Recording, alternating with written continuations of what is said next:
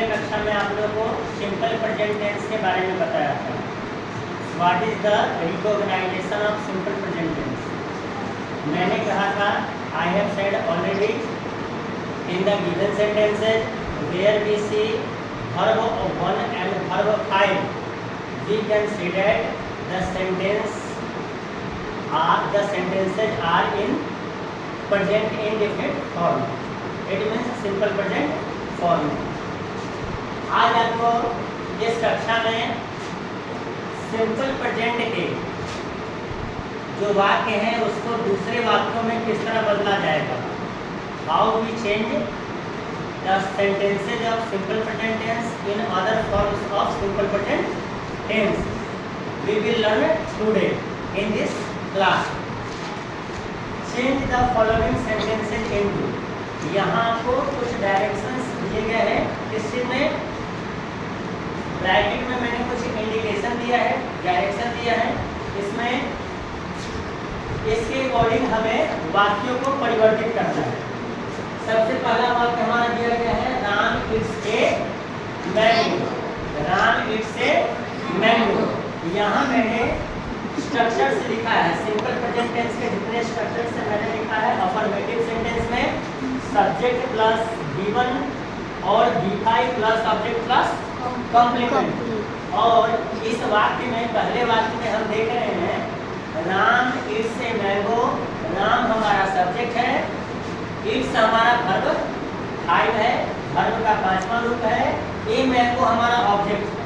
इसका अर्थ यह है कि यह सेंटेंस जो दिया गया ऊपर है वह अफर्मेटिव सेंटेंस में है. अफर्मेटिव सेंटेंस में सब्जेक्ट प्लस गिवन और V5 plus object plus complement का प्रयोग किया गया है. यहाँ पहले वाक्य में कॉम्प्लीमेंट नहीं किया गया. इसे मुझे चेंज करना है IN. It means interrogative negative में.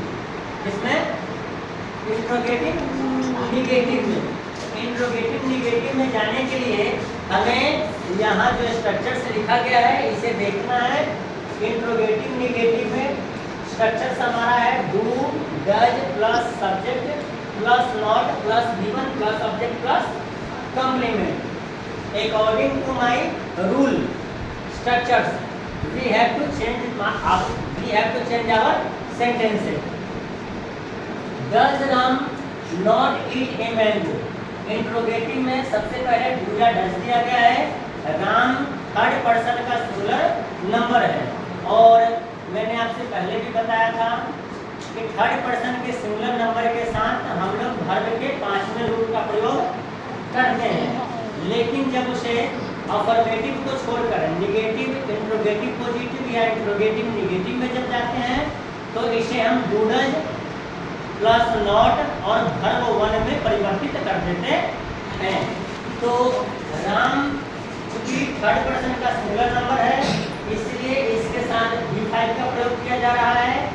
जब इसे इंट्रोगेटिव निगेटिव में लाएंगे तो हम लोग राम की जगह पे डू और डज में डज का प्रयोग करेंगे. वर्ब का 5वां रूप डज में चेंज होगा और वर्ब का पहला रूप डू में. तो यहाँ पे डज हो गया. उसके बाद हमारा सब्जेक्ट राम है, राम लिख दिया गया. उसके बाद निगेटिव में नॉट का प्रयोग करना है, नॉट लिखा गया.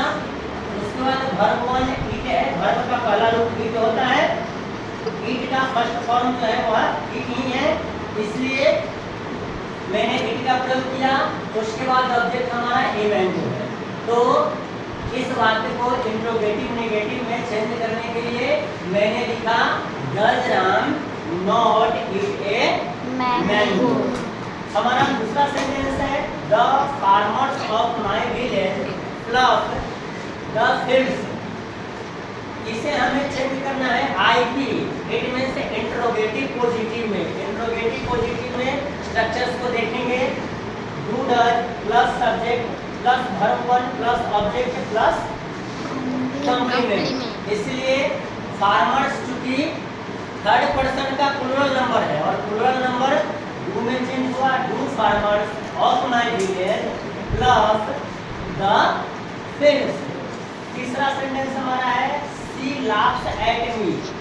She laughs at me. वह मुझ पर हंसता है. शी थर्ड पर्सन का सिंगुलर नंबर है इसीलिए लास्ट के साथ हम लोग वर्ब 5 लास्ट का प्रयोग किए। लेकिन इसे चेंज करना है निगेटिव में। निगेटिव में हमारा स्ट्रक्चर सब्जेक्ट प्लस डू और does plus not plus verb 1 plus object होता है। अतः she does not laugh at मी, अर्थात शी लाफ्स एट मी को हम लोग निगेटिव में किस तरह चेंज करेंगे? She does not laugh at me. चौथा सेंटेंस है do you take a bath every day, क्या आप प्रतिदिन स्नान करते हैं? इसे चेंज करना है इंट्रोगेटिव निगेटिव में। तो इंट्रोगेटिव निगेटिव में पहले डू यू नॉट, निगेटिव के लिए नॉट लगाया गया, डे के बाद एवरी डे। अगला सेंटेंस है केमिस्ट सेल मेडिसिन, दवा दुकानदार दवाइयाँ बेचता है। तो इसे हमें इंट्रोगेटिव निगेटिव में चेंज करना है। तो इसे चेंज करेंगे do chemist not sell medicine. Next है the doctor examines the patients, doctor examines the patients, चिकित्सक रोगियों का निरीक्षण करते हैं। द डॉक्टर सिंगुलर नंबर है, अतः हम लोग does the doctor examine the patients, ये इंट्रोगेटिव पॉजिटिव इसका बना। सातवें सेंटेंस में है the cat runs after the mouse, बिल्ली चूहे के पीछे भागती है, बिल्ली चूहे के पीछे भागती है। इसी को हम लोग दौड़ना भी कर सकते हैं, बिल्ली चूहे के पीछे दौड़ती है। The cat runs after the mouse, इसका निगेटिव फॉर्म बनाना है। निगेटिव में हम लोग पहले द कैट के बाद सिंगुलर नंबर होने के कारण डज नॉट लगाएंगे, रन आफ्टर द माउस।